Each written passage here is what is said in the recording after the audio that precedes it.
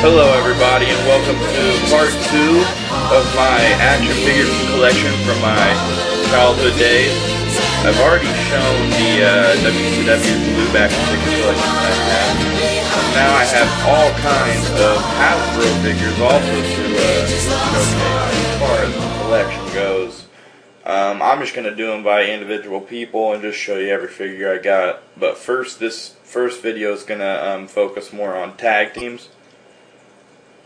So, here we go with the tag team review.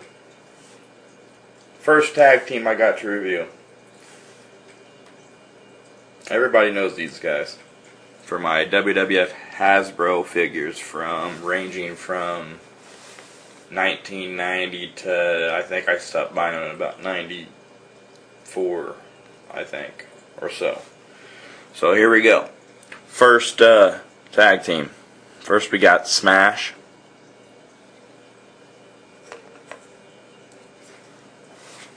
And then the other prominent member, Axe. And last but not least we got Crush. Now, this was not the best incarnation of Demolition. Demolition, in my view, was better with Axe and Smash alone. But then they brought in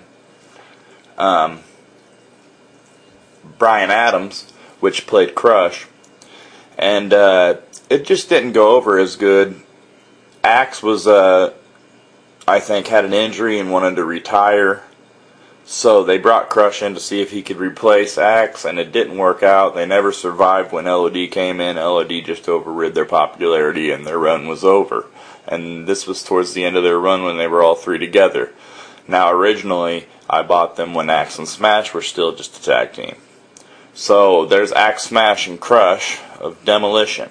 And now I'll give you a close-up view of them. And here's Barry Darso, however you want to say it. And real cool face paint on these guys. They all did come with masks as well.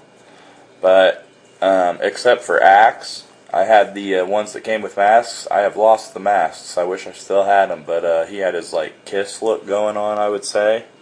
Almost. Like some kind of clown or something, and he would later become the Repo Man.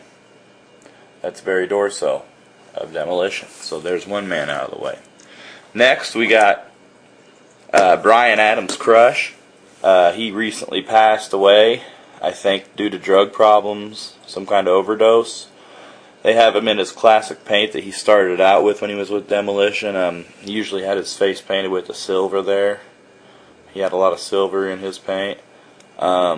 He would later become Kona Crush after the breakup with the Hawaiian gimmick, I would say, which was pretty pathetic. And then he would go on to be with Mr. Fuji and that whole little clique they had with the Oriental guys.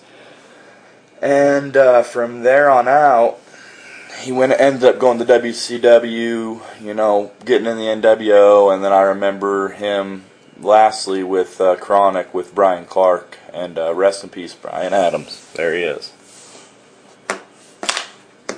And then last, the guy who originally came up with the idea with Randy Coley, who was the original Smash, who was also known as Moondog Rex.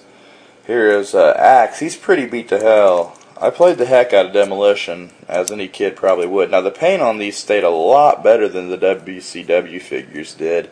And they moved, and I liked the movements, you know, being able to do different kinds of moves and twist them into different kinds of moves and stuff like that. You couldn't really twist them, but you could, you know, most likely imagine some holds more than just totally imagine them with the WCW figures. Yeah, I loved playing with the Demolition, and Axe, he just ended up, he was also known as the Masked Superstar. And I think he was one of the machines. Yes, he was one of the machines. I know that for a fact, but I can't remember which one. He was the smallest one, obviously, of that little deal. And he kind of just faded off into oblivion after the injury and rocked the indies, I think, for a while.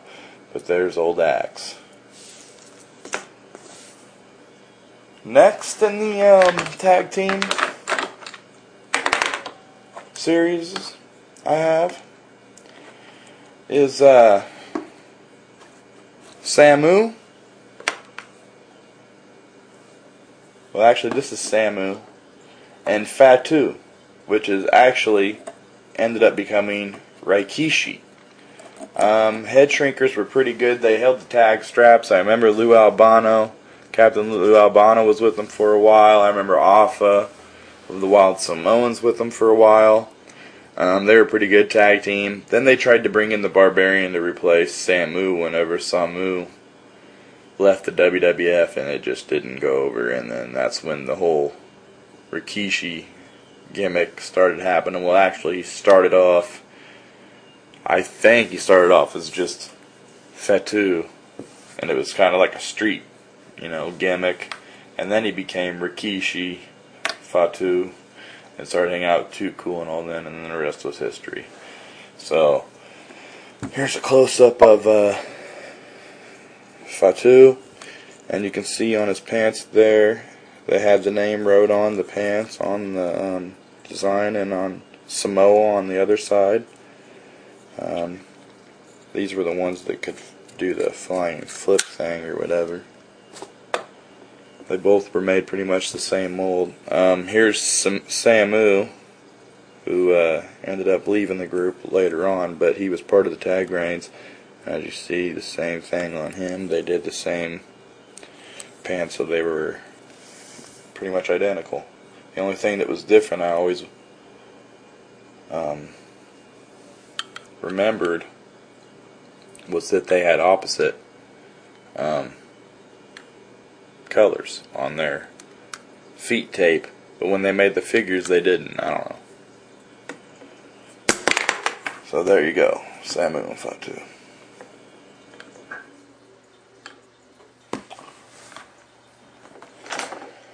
Next we got the old school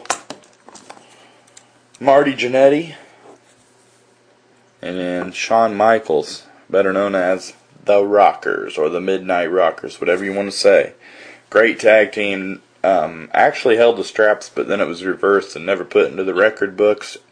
Micheals ended up coming HBK after throwing Marty through the barbershop glass window and all that, but they had him in their green tights, and I liked playing with the Rockers. I'd make them champions every now and then, even though they never were really champions.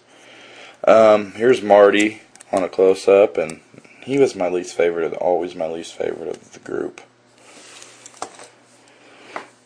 And then here's Shawn, which I used the heck out of him because when he went solo, I still was using this character before they came out with a solo character of Shawn. So there's Shawn Micheals, the showstopper, who just had his retirement ceremony last night on Raw. And best of luck to Shawn. Hopefully he comes back and does a better send-off than what he did, which I think will happen. So there you go for Shawn Micheals.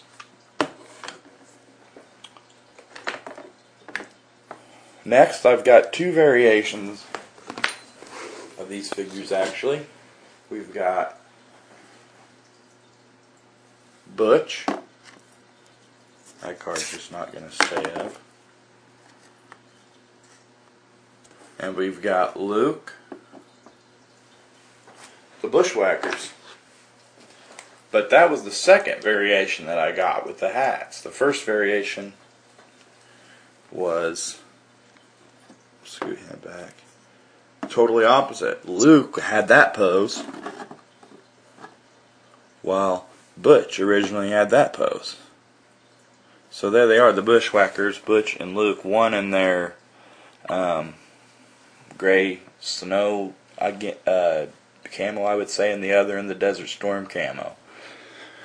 When they started rocking that. Here's some close-ups. There's old Butch. I mean, not much to say. That's the Bushwackers for you. If you're a Bushwackers fan, you'd love these figures.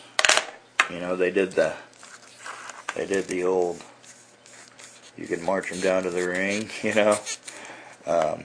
There's Luke of this series. And then these guys came with hats that they did come off. As you can see, they did come off, and you could put them any way you wanted to put them out. They always wore them sideways or whatever, but there's old.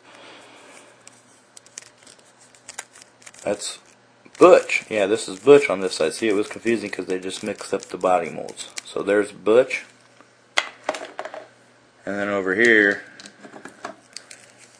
we got Luke, who also could do a little, you know, of his own if he wanted to. The old Bushwackers.